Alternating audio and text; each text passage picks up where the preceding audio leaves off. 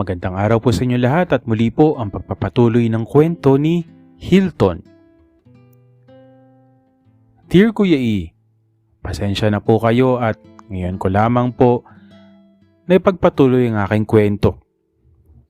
Sa pag-graduate po ni Jacob ng kolehiyo at pagkakaroon ng magandang buhay, inalala niya ang simula ng aming pagkikita. Ang paliligo niya sa poso, ang unang beses naming pamamasyal, ang lahat ng mga paglantak Kuya E na nangyari sa iba't ibang sulok ng bahay, sa aming camping at kung saan pa. Hindi na malaya ni Jacob na matagal na panahon na rin simula ng huli niyang panliligaw ng babae noong panahong buhay pa si Ninong Bal. Pero bago po ang lahat, nais ko muna na magpasalamat po Kuya E sa lahat po ng mga sumusuporta po sa aking istorya at naghihintay ng aking update. Sabi nga nila, marami lang talaga na iba-iba talaga ang mga nararanasan ng mga tao na minsan may mga pinagdadaanan ka din na mga maliliit na problema. Ang buhay kabataan ay mapusok, maraming gustong subukan. At masasabi ko na isa ako sa mga patunay na yon. Maraming gustong gawin at masasabi ko na sa mga panahon na yon ay maswerte ako na tulad ng sinasabi kong hindi ko man pinagmamalaki ay natupad ang gusto ko sa mag-ama na hindi ko inakala na mangyayari. Pero lahat pala yon ay bahagi lamang din ng magiging buhay ko. Hindi lang naman buong buhay ko. Dahil sa marami akong natutunan talagang lesson, lalo na kay Ninong Bal. Sa pagkawala ni Ninong Bal, maraming hindi makapaniwala. Malakas kasi si Ninong Bal at mabirong tao. Yung siguro talaga ang magiging epek kapag ang taong palabiro na nakasanayan mo, nawala. Hahanap-hanapin mo talaga. Hindi ko mawari Kuya E pero nung mawala si Ninong Bal parang tila ba ako rin ay naupos. Marami rin naman kasi kaming pinagsamahan. Minsan, magkasama kami ni Jacob tapos magkikwentuhan. May iyak kaming pareho. Sabi nga ni Jacob, mas mapalad ako na matagal-tagal kong nakasama ang kanyang ama o si Ninong Bal. Kumpara sa kanya, mahirap ang mga nangyari para kay Jacob. Nangangamba din siya noon na baka kapag nalaman ng kanyang pamilya sa mother side ay bigla na lang siyang kunin. Pero siniguro ko sa kanya na hindi mangyayari yon. Sa tangkad at laki ni Jacob, may takot na namuo sa kanyang dibdib. Pero hindi ko maiaalis sa takot na yon ay siya namang pamumuo ng aking mas lumalaking pagmamahal. Sa yakap ni Jacob, tila ba naiibsa ng pangungulila ko kay Ninong Bal. Ganon din naman siya, na sa paglipas ng panahon ay tila ba hindi na naghahanap ng ibang pagmamahal si Jacob. Dati-rati Kuya E, lalo na nung mga unang buwan ng pagkawala ni Ninong Bal, ayokong masyadong pagtuunan ng pansin ang pagiging sweet ni Jacob kasi naiisip ko na baka binubuhay lamang niya o ginagawa ang payo ng kanyang ama na pakisamahan o if ever, mahalin ako. Ayoko naman ang ganon. Maraming beses ko ring iniwasan ng mahulog pero wala Tuluyan na nga talaga na nahulog ako sa batang naging tila ba alaga at naging anak ko. Hindi naman malayo ang agwat ng edad namin Kuya E pero si Jacob kasi yung parang sa edad maraming gustong gawin sa buhay. Natatakot ako na baka isang araw makita ko siyang may girlfriend na or what. Pero iniisip ko naman na kung ganun, wala naman talaga ako magagawa. Pero yun nga, hindi naman dumating sa puntong iyon, Kuya E. Sabi sa akin ni Jacob, hindi rin daw naman niya akalain na sa paglipas ng mga panahon, wala na raw siyang ibang nakikita na makakasama niya Kuya E at gugustuhin niya na makapiling kundi ako. Masayang marinig yun sa taong minamahal ko na minamahal ko ng ilang taon na rin. Naging makabuluhan na ang bawat pagniniig na hindi ko iisiping lang. Sinabi sa akin ni Jacob na noong mga panahong nagluksa siya at iniwan siya ng babaeng nililigawan niya para siyang natroma sa babae at naroon ako para sa kanya. Wala rin siyang ibang iniisip kundi ang mapasaya ang ama kung totoo man ang kabilang buhay. Alam niya magiging masaya si Ninong Bal kung makikita na matagumpay siya sa buhay, nakapag-aral, nakapagtapos, may magandang kinabukasan.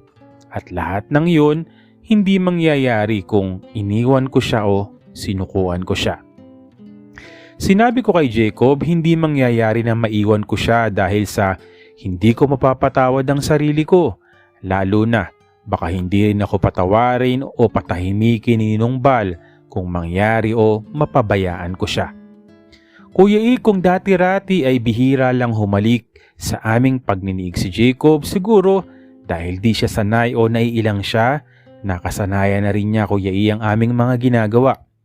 Sabi ni Jacob noon, mahal na niya ako pero hindi ko agad yon pinanghawakan. Mahirap kasi ang umasa Kuya E na baka nababaitan lang siya sa akin ng mga panahong kailangan niya ng kasama. Pero Kuya E, hindi lang pala yun dahil doon, dahil minahal na rin talaga ako ni Jacob. At sino nga ba ang mag-aakala na kaming dalawa ay aabot na ng 9 na taon. Sabi sa akin ni Jacob, sapat na ako para sa kanya. Hindi man ako babae, ang importante ay yung tunay na pagmamahal ang maibibigay. Yun ang pinakamahalaga sa lahat. Sa ating buhay, marami tayong pinagdaraanan. Maraming susubukan, pero hindi mo naman malalaman. Malay mo na baka inihahanda ka lang. Masasabi ko Kuya E na itinadhana talaga na magkakilala kami ni Jacob at ni Ninong Bal at makilala din ang kanyang anak na si Jacob na siyang naging kasama ko sa buhay. Maraming salamat po Kuya E sa inyong magandang pagbabasa ng aking liham. More subscribers at viewers po. Hilton. Wow. Nakakatuwa naman no na matagal na rin pala kayo ni Jacob at nabitin lang ako. Hindi. Isa to sa mga sa mga inabangan din na kwento dito sa Dear Kuya E. Parang itong kwento mo Hilton dito sa tungkol kay Jacob tsaka kay Ninong Bal. Isa rin to sa mga hinintay ng ating mga viewers para tong katulad nung kay sugat ng nakaraan yung kay JB at kay Adrian na maganda rin yung kwento na sabi ko nga kapag if ever pag nagkataon gagawin kong serye. Well, announcement lang, ayoko lang po munang mangako kasi sinubukan ko na last year, parang meron ako sanang gagawin.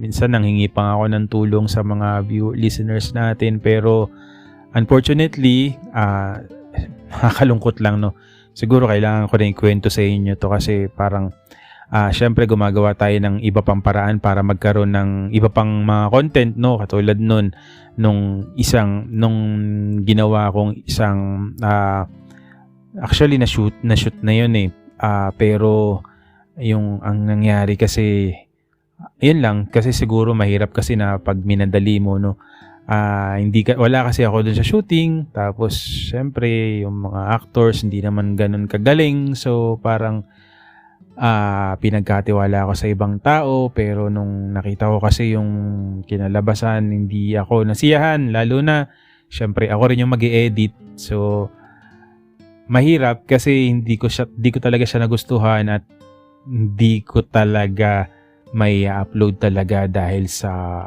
totoo poor acting ng mga ng mga artist, ng mga gumanap. So nanghihinayang pa rin ako, pero ganun talaga ang buhay, kailangan natin mag-move on. Pero well, sa mga susunod na araw malalaman natin yung sagot kung matutuloy itong unang-una itong kwento ni JB at ni Adrian yung sugat ng nakaraan. So may mga kinakausap na rin ako mga tao, so if ever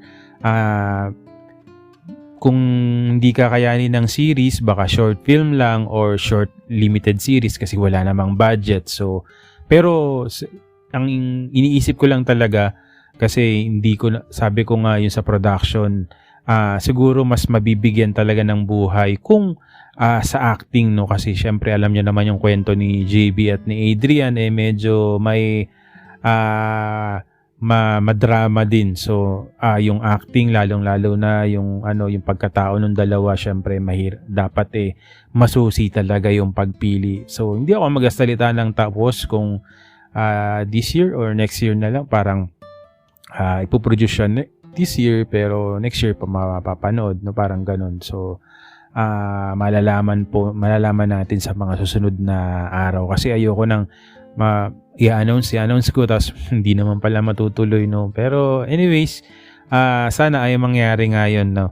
So yun, so ganda ng kwento ni Jacob ni Jacob, ni Nungbal, ni Hilton. So isa to sa pwedeng magawa din, no, na story. So, if ever sana no mangyari yung mga iniisip natin, yun, para kahit papaano magkaroon tayo ng iba pang content aside dito, no, sa mga nagpapadala ng letters. Anyways, maraming salamat sa iyo, Hilton, no, sa lahat ng yung mga pagdurusa, sa lahat ng mga pinagdaanan mo. At least kahit papaano, hindi, at least talagang napunta sa iyo, no, yung pagmamahal na nararapat para sa iyo, no. Sino may mag-aakala na isang batang si Jacob noon na makita mo lamang na mahilig sa babae, na na ikaw pa yung naging tulay para magkakilala sila ng babae na naiwan din siya. So parang sa'yo naiwan din talaga ni Nungbal, no, yung anak niya, no. Parang itinadhana nga naman yung lahat, no. Talagang isipin mo, no, parang ano ba yung sa trip na yung natupad yung parang iniisip mo noon na yung mag-ama, maranasan mo, so nangyari. Pero binilin din naman sa'yo ni Nungbal, no, na wag mo nang gagawin yung ganun, na susunod na yung tatlo kayo kasi parang hindi maganda yun. So parang sinadya din, no, yun na pagkakataon na magkakilala kayong dalawa ni Jacob, na tinanggap din naman ni Nungbal. At sure ako na kung nasa naman si Nungbal, masaya siya ngayon dahil yung anak niya may magandang buhay, so nakapag-aral, nakapagtapos. So ano pa bang mahihilingan ng isang ama, no, kundi ang makita yung kanyang anak na naging matagumpay, at syempre may nagmamahal din na alam naman niya na hindi siya iiwan. Well, maraming salamat sa iyo, Hilton, sa iyong kwento, at hanggang sa muli mong kwento, sana mag-update ka pa rin sa amin, no. So yun, pinapaalam ko na sa iyo, if ever baka magawa din natin tong storya mo. Muli po, maraming salamat po sa patuloy na sumusubaybay, sumusuporta dito po sa inyong paboritong programa. Maraming salamat po sa inyong lahat.